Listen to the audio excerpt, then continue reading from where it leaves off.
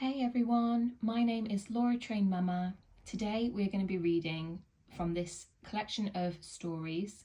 It's Thomas the Tank Engine, Easy to Read Treasury. And you might notice that the graphics do look slightly old. I think they are old, although this book itself was published in 1997. Let's take a look. The first story in the collection is called Thomas and the Pony Show. Thomas was waiting at the station for the guard to blow his whistle and wave his flag. He saw Becky and her mother come onto the platform. Thomas knew Becky well. He often saw her riding her pony, Barnaby, as he puffed past the farm where she lived. Sometimes she would be jumping Barnaby. Thomas was careful not to whistle in case he frightened the pony. There was to be a pony show in the Fox's field. Thomas watched the men preparing for it as he passed. I wish I could see the pony show, he thought. Becky is sure to be there riding Barnaby. The day of the show was beautiful and sunny.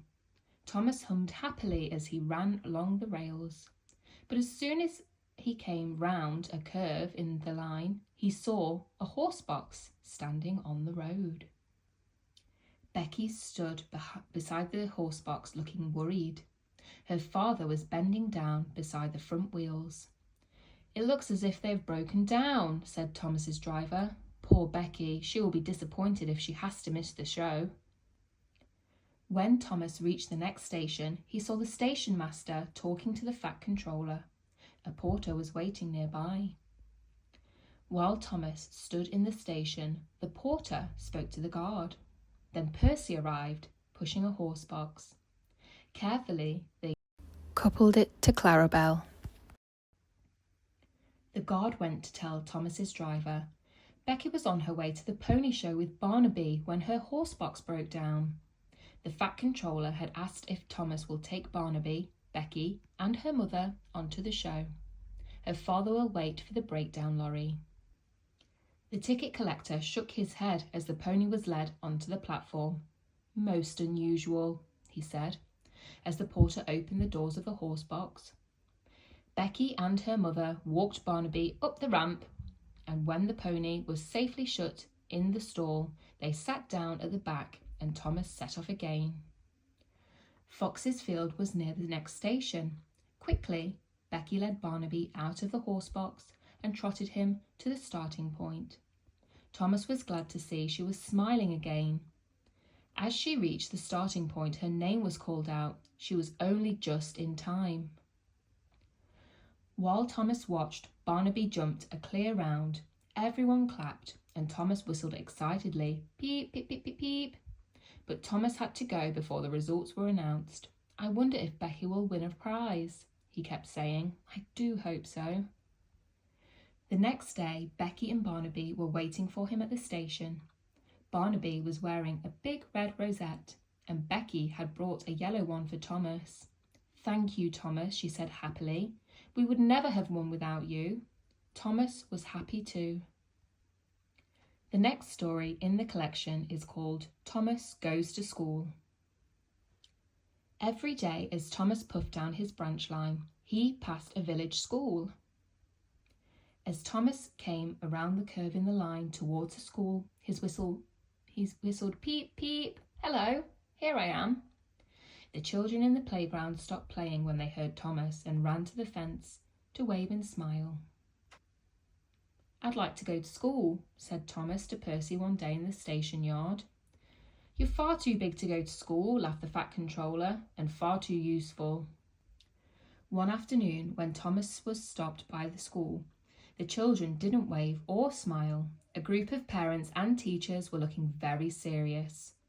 Thomas saw that there was a large banner hanging outside the school. His driver read it aloud. "Save our school from closing down. Come to our grand fete." On the way home, the driver had an idea. "I know," he said. "I can bring my 2 donkeys to the fete to give rides to the children. And I've got a clown's costume at home," added Thomas's fireman. "I'll come along and make the children laugh." That night in the engine sheds, Thomas told Percy and Toby about the school fete. Thomas wanted to help too. If the school closed down, he would miss seeing the children every day. The morning of the fete arrived and the phone rang in the Fat Controller's office. It was Thomas's driver with some bad news. "Both my donkeys have a bad cough," said the driver. "They can't come to the fete."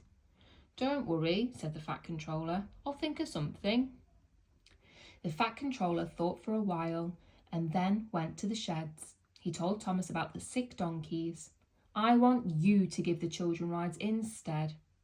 Before long, Annie and Clarabelle were decorated with balloons and Thomas was given a special polish. Soon Thomas puffed into the siding next to the school. The playground was already busy. Thomas's fireman dressed as a clown, making the children laugh. There were stalls selling cupcakes and lemonade. There were games to play and competitions to win. But best of all, the children loved the rides on Thomas along the siding. Thomas chuffed happily up and down the track, pulling Annie and Clarabelle. Thomas was the main attraction of the fete. At the end of the day, the Fat Controller counted how much money they had raised. "We have raised enough money today to save the school from closing," said the Fat Controller. Everyone cheered. Thomas was delighted that he had helped save the school. "Now you've been to school and been rarely useful too," laughed the Fat Controller.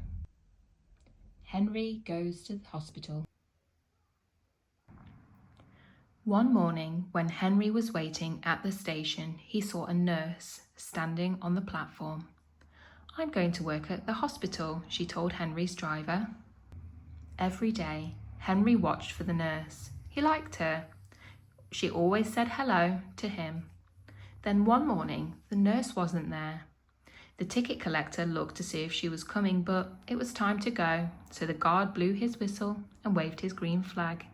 The train went without her. It was a stormy day and the rain tapped the window as Henry travelled slowly down the line. At the next station, the signal was at danger. Henry's driver looked out of the cab to see what the delay was.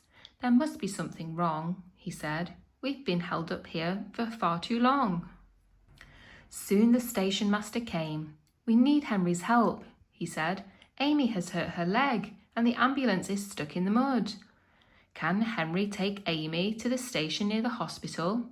"Of course," said the driver. Henry was delighted to help. Gently, the men placed the stretcher on the seat. The nurse sat next to Amy and made sure that she was comfortable. When everything was ready, Henry set off. He travelled very carefully so that Amy didn't bump her ankle again. At the station near the hospital, another ambulance met Amy and the nurse. The ambulance men carried the stretcher past Henry, through a side gate and out the ambulance. They took Amy to the hospital casualty department. She saw a doctor and an x-ray of her leg was made. The nurse showed Amy the picture. Her ankle wasn't broken, only sprained. "You've been a lucky girl," said the nurse as she bandaged Amy's ankle. The nurse took Amy outside in a wheelchair. "Can I go home in Henry's train?" she asked. "You'll have to ask your mum," laughed the nurse. "Look, there she is." Henry was still there and the Fat Controller had come to thank him too. Henry felt very proud. Mum had bought the car to take Amy home, but they all went to the station first. "Thank you for helping me," said Amy. "It was fun riding to the hospital in the train." "You are a really useful engine, Henry," said the nurse. "Just like Thomas," said Henry happily. That is the end of the collection. I really hope that you enjoyed reading those with me today. If you did like the stories and you want to hear more in future, please don't forget to like and subscribe, and have a great day.